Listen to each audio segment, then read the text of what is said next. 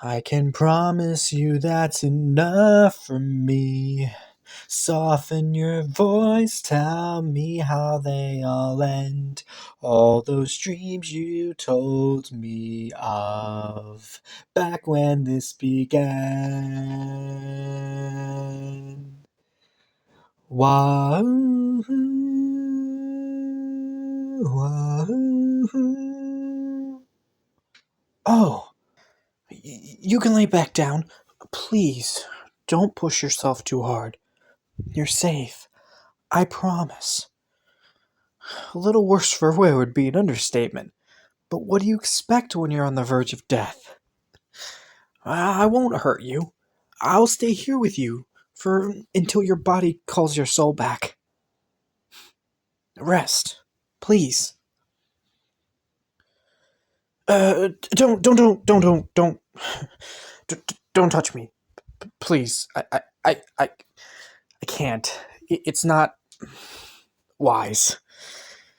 You'll be returning to the mortal plane soon enough, so yeah. Astute observation. Yeah, I am the one you called Death, the Kind Reaper, the eternal guardian of sleeping souls. You've made your way to my dominion at the threshold of everlasting peace. I cannot let you through, though. I'm sorry. Even now, as your body lays limp and broken, I can see it slowly regenerating. I can feel it pulling on your soul. I can feel you slipping away. You'll be gone soon. I hope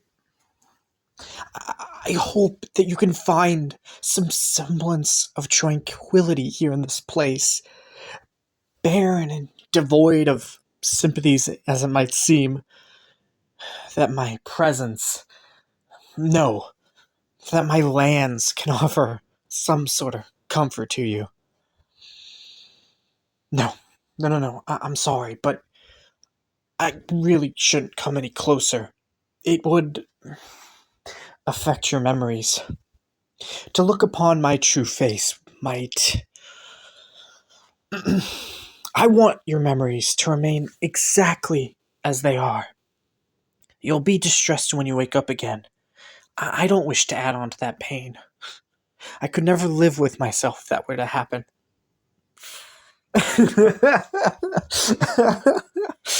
Yes, well, I suppose you're right. I'm not exactly living, am I? But I have seen a great many souls pass through my gates. I've watched the lives of humans from my post here, even yours, immortal hero. Painful as it might be, I may not live a life, but I've seen them, heard of them, dreamed of them, longed to be like you. In any case, I'm familiar with the wonders and tragedies of my own counterpart, from true lives birthed by the great crucible of creation, to pretend lives dreamt up by the minds of man, spun from words into legends and myth. Death, keeper of tales, steward of all life. I have to agree. That really is too many titles for one deity, huh? Well then, what title would you give me? Fairest fairer of souls, unending. That's very kind, but I fear it would sound far too narcissistic to introduce myself as such. No, I like it very much. Perhaps that will be a name only spoken between us. Truer a title than any other I have, because it comes from you. It'll be our own little secret. It's been a time. It's been a long time since I've laughed this much. I missed this feeling. The souls that pass through don't tend to stay for long, and there are only so many stories you can watch or hear unfold before wondering when your own might start. Really? You want to hear some from my collection? Hasn't anyone told you never to trust a god, let alone a god of death? Oh my. Yes, I certainly don't deny your renown and absolutely mighty presence. But of all the tales I hold in my repertoire, none are as famous as those tricked by death. Are you not worried that I'll somehow bind your soul to the moon so that you may only move during the night? Are you not worried that when you revive, your mind will be plagued by visions of moving corpses and the whispers of the damned? Are you not worried that I can cause irreparable damage to you worse than any torture known to man, forever burdened without the sweet release of eternal sleep? I see. You can't explain it, but you know I never do that. You trust me for some reason. Kind, naive hero. There are times in life when one can only rely on instinct and intuition. I hope for your sake that you may never have to rely on the whims of your tender heart. Your good deeds might not always be reciprocated in kind. Your inclinations may not always prove true. But in this case, you're right. I would never do those things. Never to you. Oh, of course. You'll always be able to tell when trickery is afoot. Well, let's put that to the test, shall we? In honor of your previous request, I shall tell you 3 stories that you have never heard before.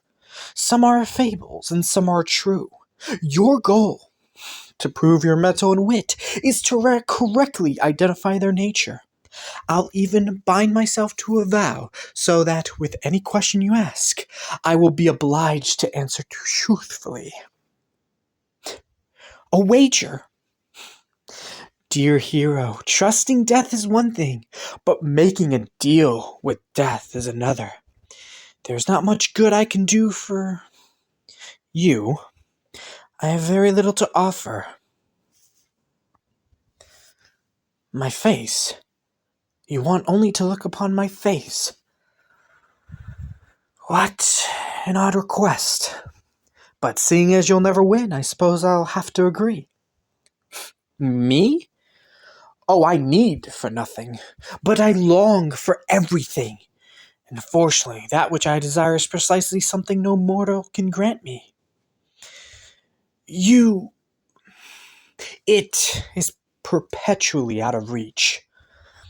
If you insist, I ask only that, when I win, you will tell me a story in return. Do you agree? Good. Allow me to consult my vast selection. It's been quite some time since I've told a tale. I am ever the listener, rarely the orator, you see. Have you heard of the stone crane and the flying carp? Once upon a time. Oh, you know of it. Sorry. How about the story of the snow bride's cheery woes? No? The raven, the magician, and the lily. Not that one? Okay, oh my. You're quite knowledgeable on this subject, aren't you? Is this a a legend in the making where the brave hero tricks death themselves? I suppose I'll need to dig further. To stories rarely told. Stories practically forgotten and lost to time. Have you heard of the lying wind? I found an opening. Now listen closely, hero, and don't forget a detail. Once upon a time, there lived 2 mortals. They were born into misery, grew into degeneracy and met as human vessels of flawless sin, each heirs to depravity in their own right. They were deplorable. They were madly in love. They sought to carve a place in this world for themselves, and carve they did, savagely and ferociously, leaving behind hordes of screaming victims, cries as motifs to their hateful symphonies, leaving behind broken kingdoms of suffering souls, bodies as felled crops to their endless harvest, and leaving behind trails of last rites from the fallen scrawled in fresh blood, words as ballads to their undying malice. They dealt in secrets and treachery, deception and lies, and through their love resembled the perpetual and glory cannibalism of a ravenous snake consuming its own tail. It was nevertheless a truer love than any other known to man, and more importantly, wholly, violently their own. The couple, you'll find, were cruel, and they were cunning, but they were in love, and that is always a weakness. To keep from justice, from retribution, from vengeance, they kept to their own language of untruths. They always parted and reunited in the same manner, to know that the one they spoke to was truly their love. One would pose a series of 3 questions, and the other would respond in kind with 3 lies. On a fateful evening laden with signs of promise and rife with omens of conclusions, one half of this pair set on a quest. Waving them off, the one that was left behind asked a question.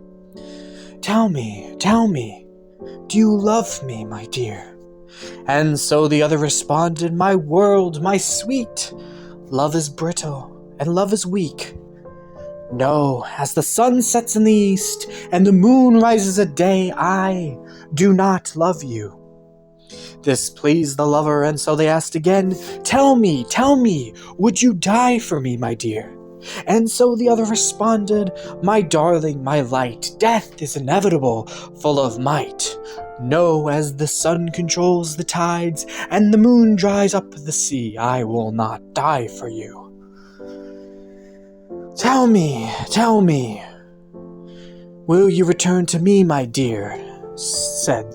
They asked one final time, and so the other responded, and my treasure, my heart, journeys are endless as soon as they start. No, as the sun freezes our summers, and the moon warms our winters, I will not return to you. Satisfied, the lover kissed the cheek of their wandering half, blessing them to leave with parting words. You lie. Farewell, my beautiful, beautiful liar.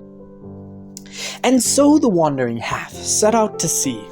But the gods, you'll find, are the embodiment of cruel and are the epitome of cunning, for they feel no love and will always exploit weaknesses. Upon seeing their wandering half crest their horizon, the lover that was left behind ran out in joy, calling. But what they did not know is this was sent a ruthless messenger disguised as the missing half of the reviled pair. They sought to extract every secret of the lovers to punish them for their crimes. So, this disguised messenger was called out to them. You're home, my dear, you're home. Oh, how I've missed you. Oh, how I've longed to see your face. Tell me, do you love me, my dear? The messenger, not knowing that they had this sort of setup, but having been a paramour to countless partners, knew exactly the way they thought they needed to respond. They said, but of course, my love, for don't you see I am overfilled with love for thee. At this, the lover paused, confused. This was not the response they were expecting, and yet the messenger wore the other half's face, and so they continued, if reluctantly. Tell me, would you die for me, my dear? The messenger, ever confident, responded in kind. But of course, my love, haven't you heard? I die this instant if only you give the word. At At this, the lover recoiled, disgusted. This was clearly not their other half, yet the messenger smiled so arrogantly. And so the lover said one last time, tell me, will you return to me, my dear?" The messenger, satisfied, responded, "But of course, my love, can't you tell? For you, I'd make it out the depths of hell."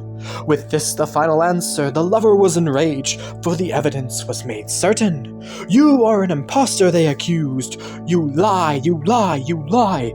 Farewell, you vile, wretched liar." And they launched themselves into fearsome viciousness against the messenger.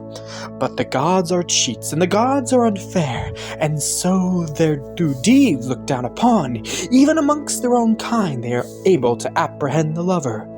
The gods probed their mind and flayed their soul, drove them mad with torture, trying to tease out information and confessions, which to the lover were the same as betrayal and condemnation. And so the lover kept their secrets and treacheries hidden deep within, next to the love in their heart. Perhaps they were one and the same. Even so, the lover spat at the feet of the gods, and raged, and cursed, and lied, so that all these treasures remained wholly, violently their own.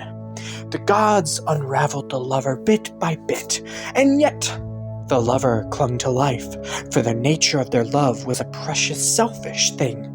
They waited for their other half's return, ever holding on to the hope of rescue and strength of devotion, made true by any means conceivable, even through willing self-sacrifice of their missing half. But they never came. Soon enough, there was nothing left of the lover, save for the pained voice on a soft wind echoing, "Tell me, tell me." Eventually, the wandering half returned from their quest, treasures and stories in tow, but they were perplexed to find that their lover did not come to greet them. They searched and searched, becoming more and more distraught with every dead end they encountered, every lead coming up empty. Time passed, hope waned, their sanity eroded, made worse by a breeze that would blow by every so often, carrying the scent of the one they so madly sought. Until one night the broken half thought they heard a voice, and it whispered, tell me, do you love me, my dear?" Overcome with relief, the broken half responded, forgetting their beloved ritual. "My night, my day, your love is the light that guides my way. Yes, as the world is our kingdom and the heavens hold the stars, I dearly, dearly love you." This did not please the ravaged mind of the wind, but it continued, if reluctantly, tell me, would you die for me, my dear?" Searching desperately for the source of the voice, the broken half responded, "My dream, my joy, I'd embrace the reaper, my soul destroyed. Yes, as my world turns for you and the heavens speak your name, I would gladly die for you." This disheartened the tattered, remaining wisps of consciousness of the wind, and so it asked one last time, tell me, will you return to me, my dear?" At this, the broken half fell to their knees, sobbing in response, "My life, my all, must I prove myself worthy? Must I beg? Must I crawl? Yes, as my world crumbles without you, and the heavens mock my pleas, I will always return to you." At this, the wind was saddened, for this was clearly not their other half. It sighed, heartbroken, the only response. A faint breeze upon the ear of the broken half. A final kiss goodbye. You lie. Farewell, my beautiful, beautiful liar.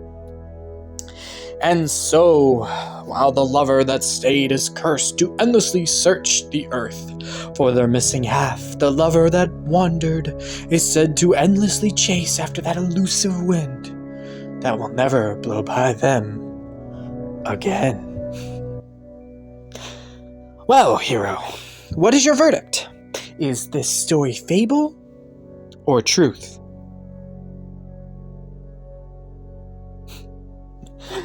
That is a fine guess indeed, but unfortunately you're incorrect, because the correct answer is a fable and the truth.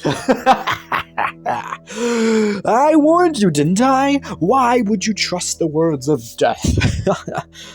Oh, alright, I concede. That was awfully unfair of me. Truthfully, the story is regarded as an amalgamation of sorts. There are elements that are sworn to be reality, and elements that are sworn to be fantasy, though the details of which are lost to time. However, you'll find, dear hero, that the most touching stories of any life, fable or truth, are woven seamlessly with lies themselves. For lies are hopes and hate, lies are deceit and dreams. One cannot live without the other. Sometimes they're one and the same.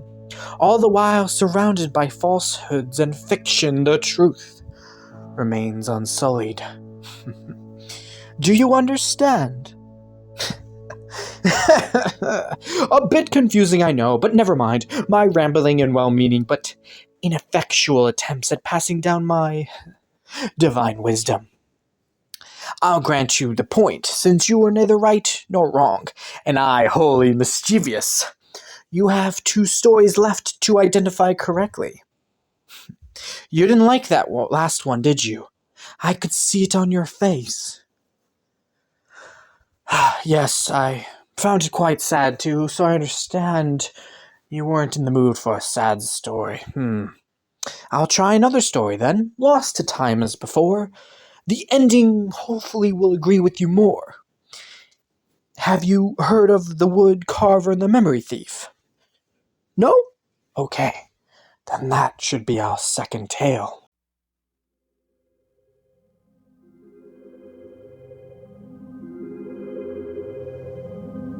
There once was a couple who lived as carpenters in a deep and mysterious forest. Each day they would toil away, felling trees for the lumber of their trade, and each night they would rest in the comfort of their beautiful home together, rending wondrous pieces from the wood that they had gathered. One could fell trees so quickly and without ceremony that groves could turn into clearings in a single day, and so they were known as the wood thief. The other could form sculptures so realistic that their creatures took a life of their own, and so that they were known as the wood carver.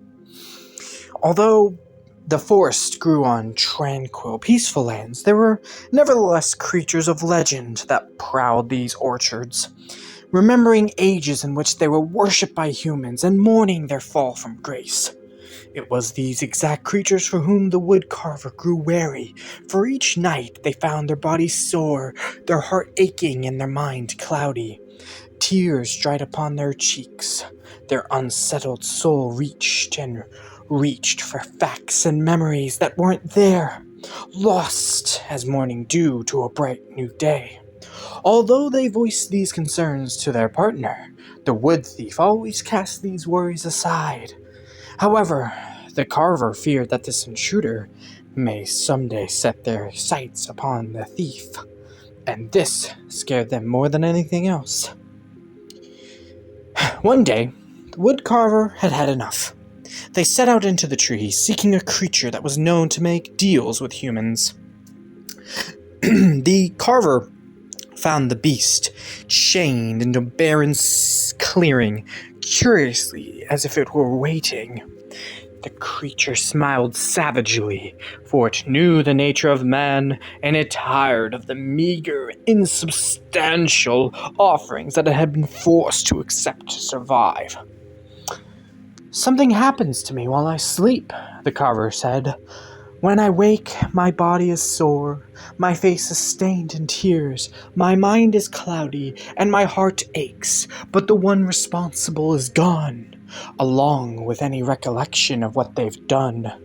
I know something is amiss. Please help me catch them. The beast smiled an insidious, knowing smile. "Why, of course I will help, for humans are such gracious things. However, I am bored and I am restless. I long for the sounds of singing birds and murmuring rivers. Will you share your hearing with me? Do this and you will rest easy, your fall will be known." And so the carver made a deal to lend their ears to the whims of the beast, to be returned at the first light of day, if only the beast would ensure that the carver would wake at the right time of night. The carver continued their day of felling trees and carved ears of wood at evening. When it came time to sleep, they found they could no longer hear. But this posed no problem, as they merely replaced their missing ears with the ears they had just carved. In the night, the carver heard a whisper, and although the blessing of the beast allowed them to wake immediately, they were not able to catch the intruder. Their body was not sore, but there remained dried tears on their cheeks, a fog in their mind, and an aching in their heart. "What's wrong, my love?" the thief asked, awoken by the worry of the carver. The carver recoiled, not wanting their partner to see their unsightly wooden ears. "It is nothing, my heart," the carver replied, "though I am not fit to look upon just yet. Please, go back to bed." The thief responded, "To hear your voice is all I need. You are perfect as you are, my love." And the thief went back to sleep. The carver found the beast the next day, and they said, "Something happens to me while I sleep. When I wake, my face is stained in tears, my mind is cloudy, and my heart aches. But the one responsible is gone, along with any recollection of what they've done. I know something is amiss. Please help me catch them." The beast smiled a lazy, languid smile and said, "Why, of course I will help, for humans are such generous things. However, I am forlorn and I am lonely. I long for the brush of a friend and the kiss of a lover. Will you share your touch with me? Do this and you will rest easy." And so the carver made a deal to lend their hands to the whims of the beast, to be returned at the first light of day, if only the beast would ensure that the carver would wake at the right time of night. The carver continued their day of felling trees and carved tons of wood at evening. When it came time to sleep, they found they could no longer experience the sensation of touch. But this posed no problem, as they merely replaced their missing hands with the hands they had just carved. In the night, the carver felt a bump, and although the blessing of the beast allowed them to wake immediately, they were not able to catch the intruder. Their body was not sore, and there were no longer tears on their cheeks, but there remained a fog in their mind and an aching in their heart. "What's wrong, my love?" the thief asked, awoken by the worry of the carver. The carver recoiled, not wanting their partner to see their unsightly wooden ears or hideous wooden hands. "It is nothing, my heart," the carver replied, "though I'm not fit to look upon just yet. Please go back to bed." The thief responded, "To feel your warmth is all I need. You are perfect as you are, my love." And the thief went back to sleep. The carver found the beast the next day, and they said, "Something happened to me while I sleep." The carver said, "When I wake, my mind is cloudy and my heart aches, but the one responsible is gone, along with any recollection of what they've done. I know something is amiss. Please help me catch them." The beast smiled an oily, greedy smile. They said, "Why, of course I will help, for humans are such gullible things. However, I am tired and I am lost. I long for the vibrant scent of the sun and the brilliant hue of the sea. Will you share your sight with me? Do this, and you will rest easy. Your foe will be known." And so the carver made a deal to lend their eyes to the whims of the beast, to be returned at the first light of day, if only the beast would ensure that the carver would wake at the right time of night. The carver continued their day of felling trees and carved eyes of wood at evening. When it came time to sleep, they found that they could no longer see, but this posed no problem as they merely replaced their missing eyes with the eyes they had just carved. In the night, the carver saw visions of a shadowy figure in their dreams, and although the blessing of the beast allowed them to wake immediately, they were not able to catch the intruder. Their body was not sore, there were no longer tears on their cheeks, and the fog had dissipated from their mind, but there remained an aching in their heart. "What's wrong, my love?" the thief, awoken by the worry of the carver. The carver recoiled, not wanting their partner to see their unsightly wooden ears, or hideous wooden hands, or horrifying wooden eyes. "It is nothing, my love," the carver replied, "though I am not fit to look upon just yet. Please go back to bed." The thief responded, "To see your smile in the morning is all I need. You are perfect as you are, my love." And the thief went back to sleep. The carver found the beast the next day. "Something happens to me while I sleep," the carver said. "When I wake, my heart aches, but the one responsible is gone, along with any recollection of what they've done. I know something is amiss. Please, help me catch them." The beast smiled a callous, wicked smile. "No, fool carver, for humans are such breakable things. I am powerful and I am satisfied. There is nothing you could possibly trade that I would want." The carver grew desperate, searching for any last bits of themselves to bargain away. "Please," they implored, "I have so much left to give. You have my hearing, my touch, and my sight, but you do not have my emotions. Wouldn't you like to feel?" At this, the smile of the beast grew sharper.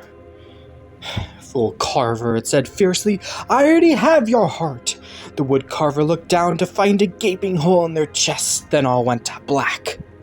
A short time later, the carver awoke in the bed of their beloved home, to the sound of their beloved forest, surrounded by the sculptures of their beloved art. Next to the corpse of their beloved partner, an ugly cavity marring the center of their chest. The thief was made of wood. It was this sight that spurred the restoration of each night's memories into the mind of the carver. Each night, the beast took the carver's heart, and each night, the thief replaced the carver's heart with their own. The carver cried and cried at the reality of their new body, at the reality of their lover. But even as they stared at the abomination before them, and the abomination they had made themselves into, they thought to themselves, "If I cannot reconcile these atrocities, what harm could further defilement do?" And so the carver whittled a new heart for their lover, bones growing weary with exhaustion that the beast would soon take away. And the carver dried the trails of water down their cheeks, face wet with tears that the beast would soon take away. And the carver sliced away the tainted memories in their soul, mind turning cloudy with fog that the beast would soon take away. With their abhorrent, repulsive ears, the carver heard the beat of their new heart. With their loathsome, revolting hands, the carver gently set the heart into the empty chest of the thief. With their sickening, odious eyes, the carver watched as their lover came to life. Their repugnant, disgusting thief. Their dutiful, loving thief. And so the woodcarver would awaken the next day, free to love their thief uncumbered. The carver continued to live in contented obliviousness, nightly removing their own memories. The thief continued to live in quiet devotion, nightly sacrificing their own heart. And though the beast remained trapped in that fateful clearing, the carver never felt tempted to approach it again. And the beast never felt tempted to lure the carver back. For the secret of the missing heart and the very first deal made with the beast had long since been stolen. So, what's your verdict on this one, hero? Is the story fable or truth? Good instinct, hero. Yes, this story is indeed fable. I don't much care for it. Fables serve a purpose, imparting lessons and morals, but this one, I figured you'd like it more, as it had a happier ending than the last. Well, it wasn't happy, but it was happier. That's all you can really hope for with stories like this. Echoes of true joy. My. You've now correctly answered twice, and only require one more to win. I'm hardly concerned. Even if you do win, as you are right now, you might not even have time to claim your prize. Those tales were long, and you're fading with every second that passes. Perhaps I should tell another long story just to further ensure my victory. One where by the end your presence will hardly be a whisper in this realm. Yes, I'm only teasing. But it seems that my current strategy isn't proving as effective as I was hoping. You appear to have a knack for identifying the verity of these rarely spoken gems. Maybe I can choose something that is so renowned that its nature is so murky instead of completely unknown. Though it will still have to be from long, long ago, maybe even before I took up the mantle of death. Why, yes, of course. These were not always my lands. These souls were not always my subjects. I had hoped you might see. I hoped it was apparent. Even after my adoption of this role, I've always held on to the fact that my truest self was something that didn't belong to this sleepy world of resting souls. That somehow clinging on to the vestiges of my old life would render me different from the death that now surrounds me. But that's not how it works. I am now as much of this world as this world is of me. The ending of my story has long since been determined.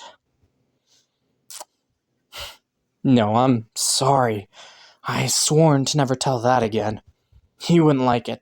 I promise you that.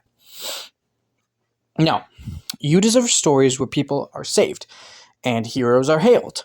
Anything far from the subject of bleakness and banishment. I think I have just the one. And right on time, too. I think you'll wake up soon, but worry not, it's quite short. So this is an ancient legend told from generation to generation, losing detail as it passes through each mouth.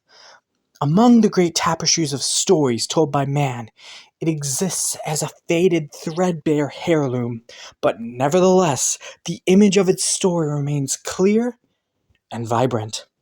Would you like to hear it? Alright, it's called Golden Oaks and Flaming Crows. Long, long ago, an empire stood strong and proud.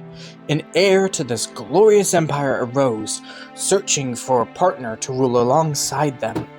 The world was young, so was the heir, and so they longed for tokens and treasures unseen, miracles and marvels new. 3 candidates sought to meet this measure and presented their treasures in hopes of winning the hand of the heir. The first candidate, a famous scholar, presented their gift. It was a tree of shining gold, branches fanning ever upward as if to touch the heavens. The tree was cultivated from a sapling stolen from a sacred forest and grown using golden drops of sunlight, gathered from a glimmering lake on hallowed ground. Please accept this gift, the scholar said, for your wisdom is unmatched. We shall make a gilded empire of knowledge together. The heir was impressed, but the longer they looked at the tree, the less wonderful it became. Its unfolding branches took on the look of heartsick arms, longingly reaching for the warm embrace of home, and the shining bark of leaves looking more like the gleam of sorrowful tears freshly spilled for a place now lost. The heir thanked the scholar kindly, appreciating their wit, but did not accept. The scholar insisted that the tree be kept, and though the heir obliged, their compassionate nature did not see fit to keep it so far from its sun-warmed soils, and so they planned to return it home. The second candidate, a firstborn of an ancient, respected bloodline, presented their gift. It was an extraordinary bird with feathers of flame, wings spread regally as if to bless the air. The bird was a creature of legend, plucked from the constellations above and tamed with old magic to contain the majesty of its fire. "Please accept this gift," the firstborn said, "for your power is otherworldly. We shall make a formidable empire of strength together." The heir was intrigued, but the longer they looked at the bird, the less striking it became. Its unfurled wings took on the look of a pinned butterfly, posing in endless agony for the display of its beauty, and its hypnotizing feathers looked more like the waning light of a dying star that still longed to beam in the night sky. Their heir thanked the firstborn graciously, appreciating their boldness, but did not accept. The firstborn insisted the bird be kept, and though the heir obliged, their wild nature did not see fit to keep it tethered so. And so, they planned to return it home. The third candidate, a poor poet of no renown, presented their gift. They had no fortune and no belongings, only the words they had coaxed from their heart. And to everyone's surprise, instead of unveiling a grand offering or summoning a mighty prize, the poet looked upon the air with stars in their eyes and spoke in a quiet, faithful voice. They expressed their awe in the kindness and grace of the air, of their vibrant passion and their beauty, of the lives permanently changed by the gentle guidance of the air, of their wisdom, of their strength, and so much more that the others had failed to see. Through these words, the poet declared their undying devotion and unwavering dedication, shining as brightly as any metal, rooted as strongly as any tree, soaring as freely as any beast, and burning as fiercely as any flame, boundless and entirely their own. "Please accept this gift," the poet said, "for the admiration and loyalty of your humble subject is the least of what you deserve. No matter the path you choose, you shall nurture a hopeful kingdom of light, forever supported by those you lead. And even if you do not accept this gift, know that it, like my heart, will remain forever yours." The air was stunned, and the longer they looked upon the earnest poet, the more breathless they became.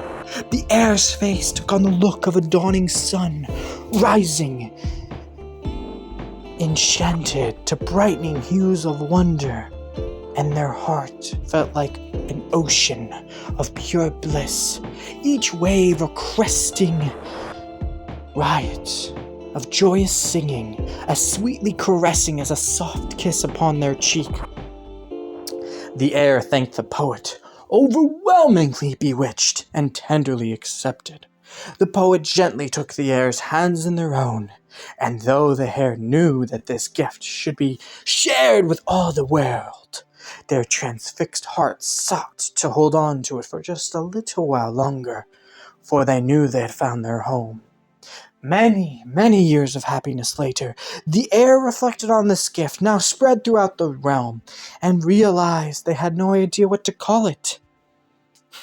When they asked the poet responded, "Why, my treasure, isn't it clear? Anything so wonderful could only be named after you. The story is ancient, details change from culture to culture, and from century to century. Sometimes a golden oak is offered, others a book with endless pages. Sometimes a flaming crow is gifted, others a crown of glowing stars. Nevertheless, the gift of the poet remains the same, as eternal and pure as its name." So, dear hero, do you know the name of this wonderful gift? Okay, wow. I mean, banal is certainly a harsh assessment of the ending, but you're correct. Love. All you need is love, right? And here, you shall give your final answer. Be quick. Your time here is almost done. So is this story fable or truth? Wow. I hate to end your visit on such disappointment, but at least we got to end on such a lovely story. But unfortunately, it seems you've lost our wager, though, dear one. I'm sorry, but this story is, it's truth. What? The rest? There is no rest of the story here. You're treading on dangerous grounds here.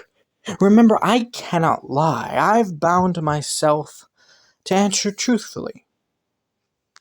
You're just not asking the correct questions. But don't take that as an invitation to...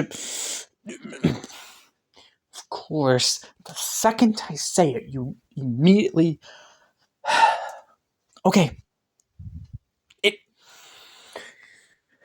It is said that the empire fell in a bloody and horrific reclamation.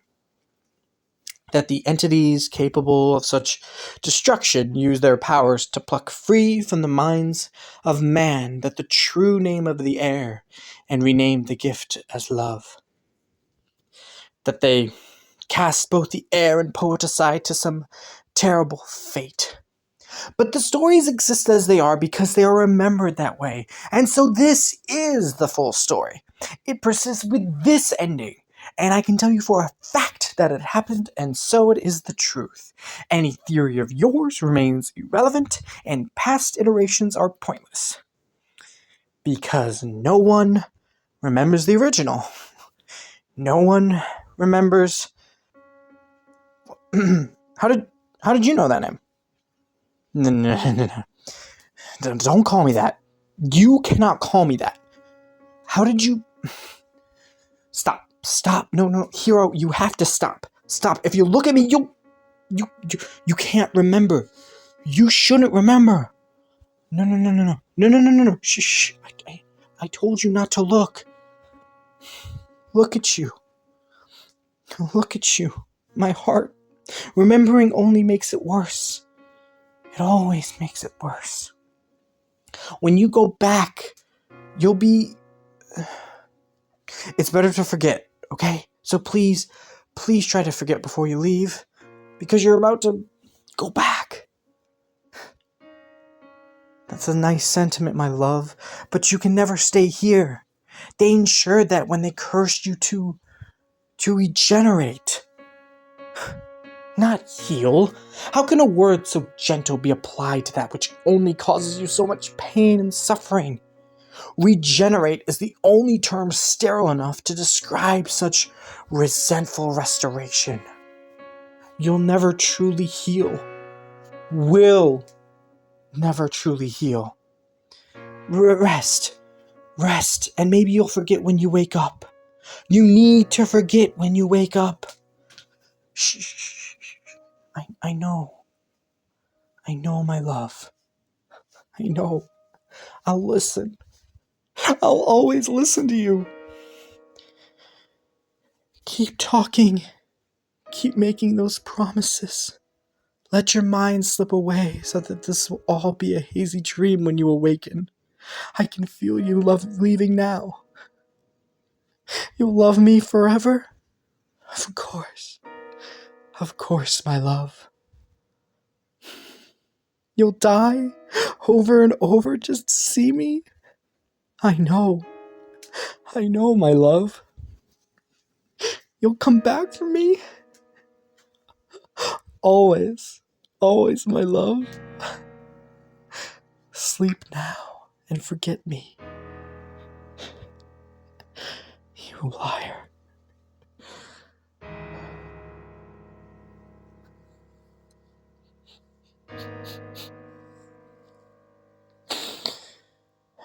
You still look as stunning as the day I met you. That stupid bird. And that stupid tree. You can never compare with the two of them, my love.